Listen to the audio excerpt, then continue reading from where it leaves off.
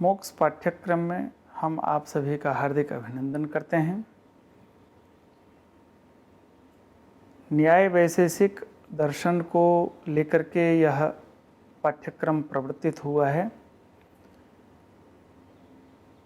अभी कुछ पहले नव्य न्याय के प्रमाण और नव्य न्याय में प्रतिपादित जो पदार्थ हैं उनका विश्लेषण आप सबों ने देखा सुना, और अब प्राचीन न्याय के अंतर्गत जो भी द्रव्य हैं उनकी चर्चा हो रही है। इसके पूर्व में द्रव्य के साधर्म्य और वैधर्म्य की चर्चा हुई।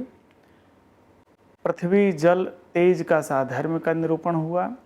पृथ्वी जल तेज का साधर्म्य और वैधर्म्य, आत्मा और भूत पदार्थ का क्या साधर्म्य है, नित्य द्रव्य से भिन्न का क्या साधर्म्य है, और पारिमांडल्य को छोड़ करके जो कारणत्व साधर्म्य बतलाया गया है, इनकी चर्चा हुई।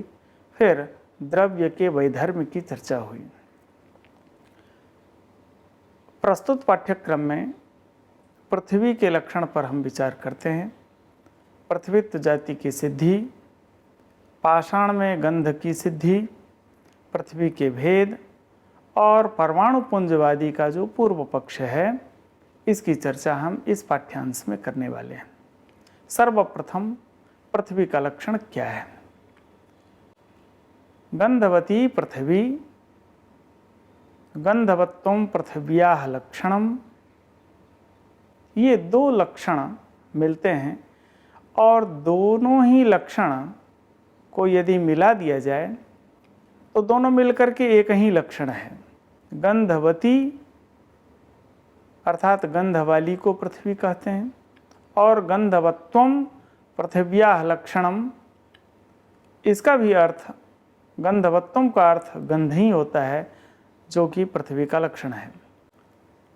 गंधवती पृथ्वी और गंधवत्वम पृथिव्याः लक्षणम, इन दोनों लक्षणों में क्या फर्क है, हम इस फर्क को जानेंगे।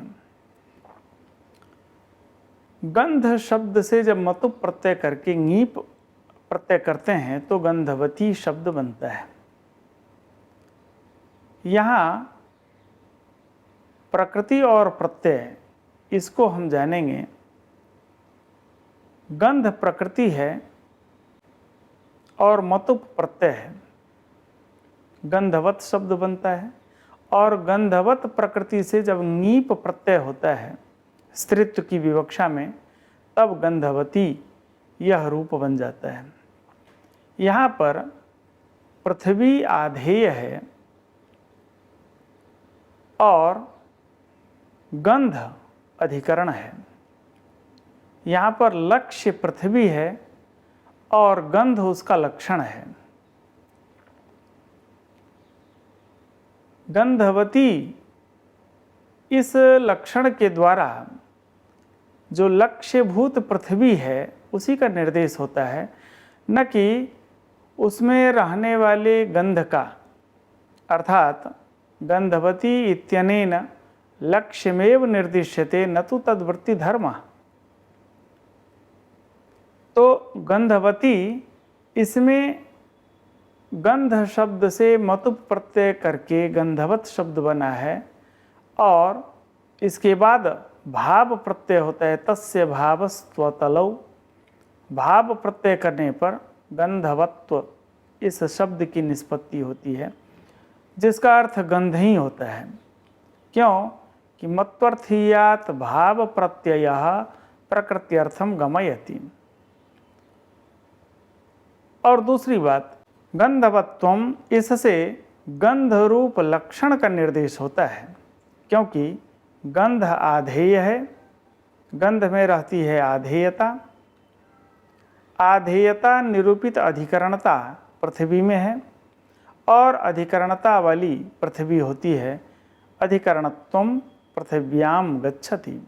इसलिए गंधनिष्ठ आधेयता निरूपित अधिकरणतावत्वम पृथिव्याः लक्षणम, यह पृथ्वी का लक्षण उपस्थित हो जाता है।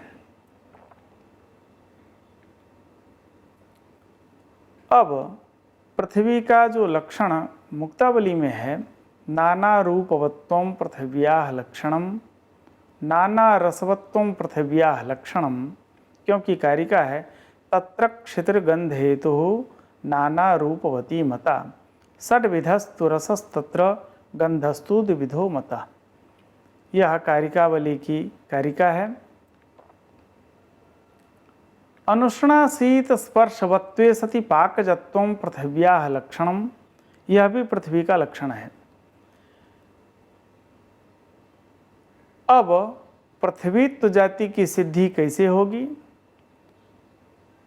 तो ग्रंथकार कहते हैं गंध समवायी कारणतावच्छेदकतया पृथ्वीत्व जाति सिद्धि ही।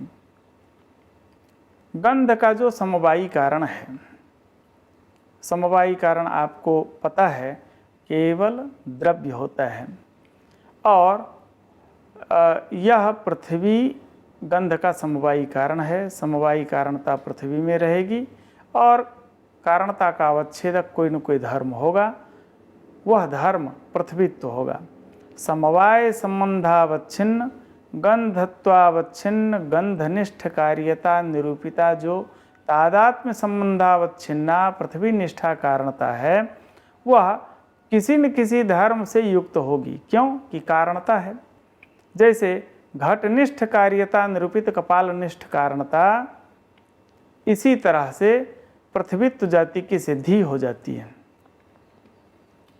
अब पाषाण में गंध है या नहीं, इसका विचार करेंगे, क्योंकि आपाततः पाषाण में गंध दिखाई नहीं देता, गंध की प्रतीति नहीं होती है, लेकिन पाषाण के भस्म में गंध की प्रतीति होती है। तो यहाँ एक नियम आता है, यद्द्रव्यम यद्द्रव्यध्वंसजन्यम तदुपादानोपादेयम। जो द्रव्य जिस द्रव्य के ध्वंस से उत्पन्न हो उनमें परस्पर उपादान उपादेय भाव होता है। यहाँ पाषाण उपादान है और पाषाण का भस्म जो गंध है वह उपादेय है, तो उपादान उपादेय भाव होगा। जो द्रव्य अर्थात गंध रूप जो हमें प्रतीति होती है, गंध की प्रतीति होती है, वह पाषाण के ध्वंस से उत्पन्न होती है। इसलिए इनमें उपादान उपादेय भाव होता है। एतावता जब पाषाण भस्म में गंध की प्रतीति होती है तो उसका जो उपादान है पाषाण, उसमें भी गंध की सिद्धि हो जाती है। पृथ्वी के कितने भेद हैं इसकी चर्चा होती है। नित्या अनित्या च साद्वेधा नित्या स्याद अणुलक्षणा। पृथ्वी दो प्रकार की है, नित्या पृथ्वी और अनित्या पृथ्वी। नित्या पृथ्वी परमाणु रूपा है और अनित्या पृथ्वी कार्य रूपा है। जो परमाणु से भिन्न वेणुकादि रूप है, सभी पृथ्वी अनित्या है, और यही अनित्या पृथ्वी अवयववती कहलाती है। परमाणु पुंजवादी का पूर्व पक्ष उपस्थापित किया जाता है। परमाणु पुंज से ही घटोत्पत्ति होती है, ऐसा बौद्ध लोग मानते हैं। वही एक प्रश्न करते हैं, अवयविनी किम प्रमाणम, अवयवी में क्या प्रमाण है? परमाणु पुंज से ही यदि घट की उत्पत्ति संभव है तो हम अलग से परमाणु को क्यों मानें? इसका समाधान इस प्रकार से है कि परमाणु जब अतीन्द्रिय है तो अतीन्द्रिय से निर्मित जो घट है उसका प्रत्यक्ष कैसे होगा, ऐसा नैयायिक प्रश्न करता है। इसका समाधान एक यह है, बौद्ध की तरफ से समाधान है, यदि एक परमाणु का प्रत्यक्ष भले न हो लेकिन परमाणु समूह का प्रत्यक्ष होने में कोई बाधा नहीं है। जैसे उदाहरण देते हैं, एक केश यदि दूर में अवस्थित है, उसके अप्रत्यक्ष होने पर भी केश समूह का प्रत्यक्ष हो जाता है। इसी प्रकार एक परमाणु का भले ही प्रत्यक्ष न हो लेकिन परमाणु समूह का प्रत्यक्ष हो जाएगा। इस पर पुनः नैयायिक प्रश्न करता है, एकः घटः स्थूलः, यह प्रतीति कैसे होगी? क्योंकि घट अनंत परमाणुओं के समूह से बना हुआ है। तो इसका समाधान यह देते हैं कि जिस प्रकार एकः महान धान्य राशि ही यह प्रतीति हो जाती है, वहाँ धान्य समूह है, अनेक धान्य के होने पर भी वहाँ एकः महान धान्य राशि ही यह प्रतीति हो जाती है।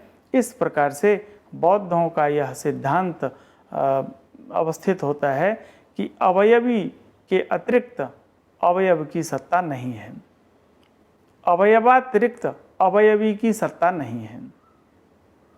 यह बौद्ध का पूर्व पक्ष यहाँ उपस्थित होता है।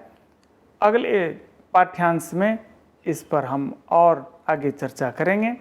आप इस चर्चा में सम्मिलित हुए हैं, एतावता हम आपका विशेष आभार प्रकट करते हैं।